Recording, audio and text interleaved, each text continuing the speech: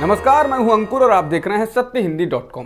आइए एक नजर डालते हैं अब तक की सुर्खियों पर। राहुल गांधी ने मणिपुर में पहुंचने के बाद एक वीडियो ट्वीट किया है जिसमें पुलिस स्थानीय लोगों पर आंसू गैस के गोले दाग रही है और उनको रोक रही है। इसी के साथ राहुल ने लिखा है कि मैं मणिपुर के अपने सभी भाइयों बहनों को सुनने आया हूं। सभी समुदायों के लोग बहुत स्वागत और प्रेम कर रहे हैं। ये बहुत दुर्भाग्यपूर्ण है कि सरकार मुझे रोक रही है। राहुल ने कहा कि मणिपुर को उपचार की जरूरत है, शांति हमारी एकमात्र प्राथमिकता होनी चाहिए।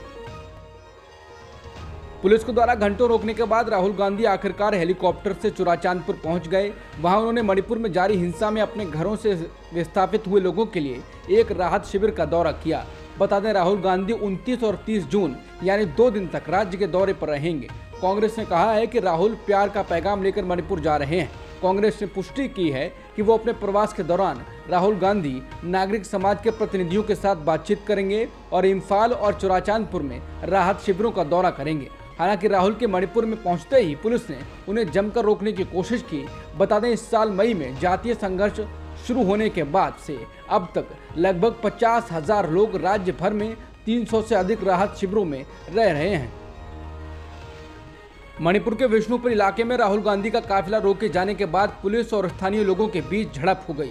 समाचार एजेंसी पीटीआई ने मौके की कई तस्वीरें साझा की हैं, जिनमें एक ओर पुलिस की बैरिकेडिंग और दूसरी ओर आम महिलाएं और पुरुष नजर आ रहे हैं। पीटीआई के मुताबिक स्थानीय लोगों के साथ झड़प के बाद पुलिस ने भीड़ को तितर-बितर करने के लिए आंसू गैस के गोले का इस्तेमाल किया। मणिपुर कांग्रेस के अध्यक्ष के मेघचंद्र ने समाचार एजेंसी एएनआई से बात करते हुए कहा कि लोग राहुल गांधी का स्वागत करने के लिए सड़कों पर खड़े हुए हैं।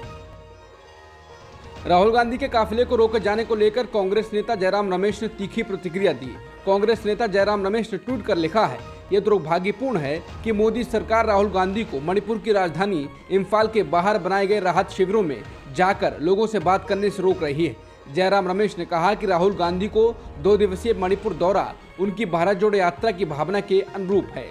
उन्होंने कहा कि प्रधानमंत्री चुप रहना या निष्क्रिय रहना पसंद कर सकते हैं, लेकिन मणिपुर के सभी वर्गों को सुनने और उनके जख्मों पर मरहम लगाने की कोशिश करने से जुड़े राहुल गांधी के प्रयासों को क्यों रोका जाए।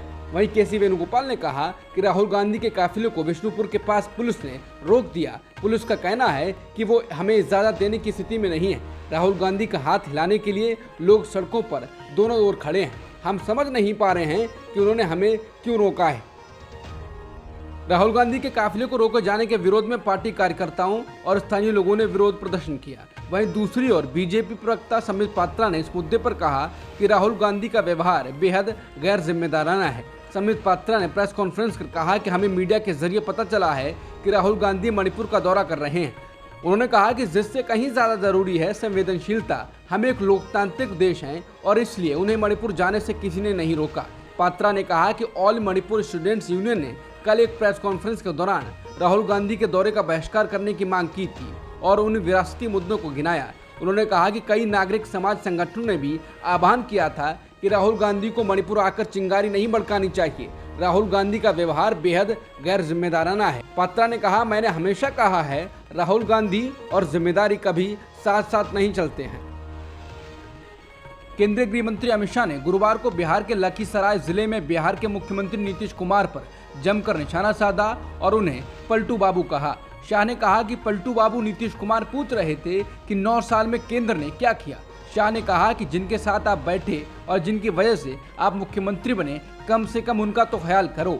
इन 9 सालों में पीएम मोदी ने देश भर में बहुत सारे काम किए हैं। उन्होंने नीतीश कुमार से ये बताने को भी कहा कि उन्होंने बिहार के लिए क्या किया है। उन्होंने केवल अपने गठबंधन सहयोगियों को बदला है। मुख्यमंत्री पर निशाना साधते हुए शाह ने कहा कि आप बार बार घर बदलने वाले नेता पर भरोसा किया जा सकता है। क्या ऐसे आदमी के हाथ में बिहार की बागडोर दे देनी चाहिए। उन्होंने कहा वो भी ये जानते हैं, इसीलिए वो देश का पीएम बनने के लिए कांग्रेस के घर के सामने बैठे हैं। वो पीएम नहीं बनना चाहते, वो बस इस उम्र में सिर्फ लालू यादव को बेवकूफ बना रहे हैं। वो यहीं बिहार में रहना चाहते हैं और उन्होंने बीजेपी के सभी प्रतिद्वंदियों को इकट्ठा कर लिया है। पटना में हुई विपक्षी दलों की पहली मीटिंग के बाद ऐलान किया गया था कि अगली मीटिंग शिमला में होगी, लेकिन अब जानकारी दी गई है कि ये बैठक बेंगलुरु में होगी।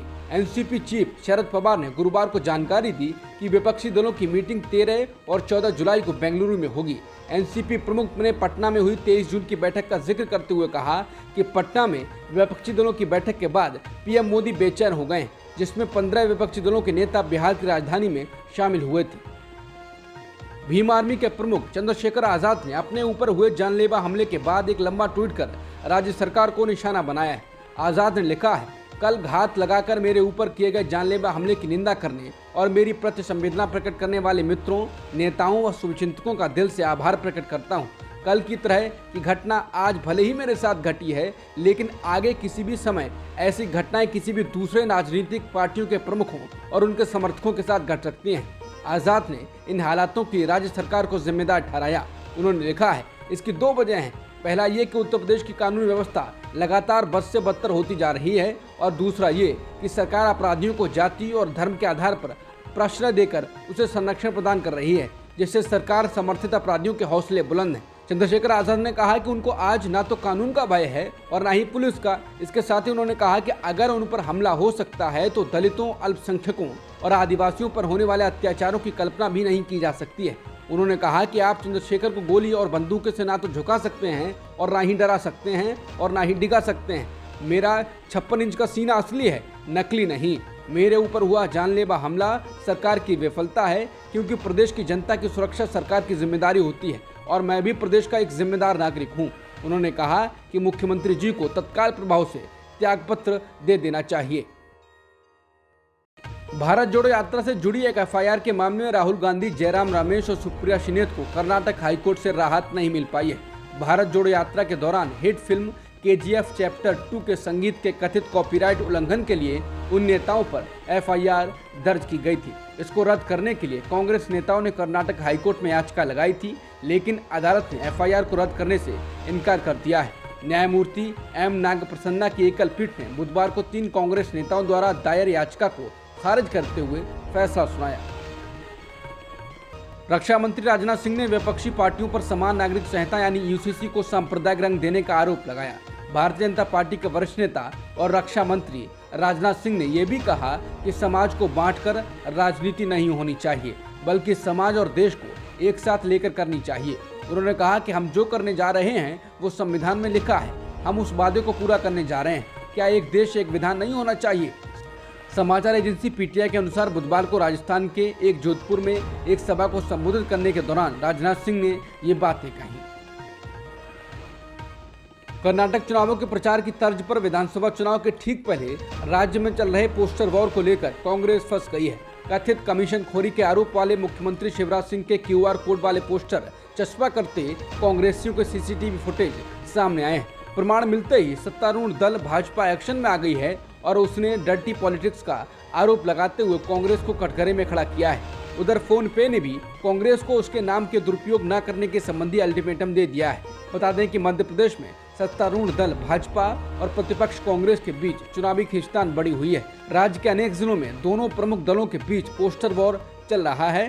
पोस्टर वॉर से सियासी पारा गरमाया हुआ है। राज्य के कई जिलों में मुख्यमंत्री शिवराज सिंह चौहान के QR कोड वाले पोस्टर सामने आने के बाद दोनों तरफ से बयानबाजी तेज हो गई है। भोपाल में एक कार्यक्रम में प्रधानमंत्री मोदी द्वारा समान नागरिक संहिता यानी यूसीसी की वकालत करने पर सरकार पर हमला करने में नेशनल कॉन्फ्रेंस भी विपक्षी दलों में शामिल हो गई है। पार्टी प्रमुख फारूक अब्दुल्ला ने कहा है कि सरकार को यूसीसी पर विचार करना चाहिए, ऐसा ना हो ये तूफान खड़ा कर दे। पत्रकारों से बात करते हुए अब्दुल्ला ने कहा कि केंद्र सरकार को देश इसकी विविधता के बारे में सोचना चाहिए। यहाँ सभी धर्मों के लोग रहते हैं और मुसलमानों का अपना शरीयत कानून है, उन्हें इसके बारे में बार बार सोचना चाहिए और अगर वे यूसीसी की दिशा में कदम उठाते हैं तो तूफान खड़ा हो सकता है। अब तक की खबरों में इतना ही। बाकी खबरों के लिए बने रहिए सत्यहिंदी.com के साथ।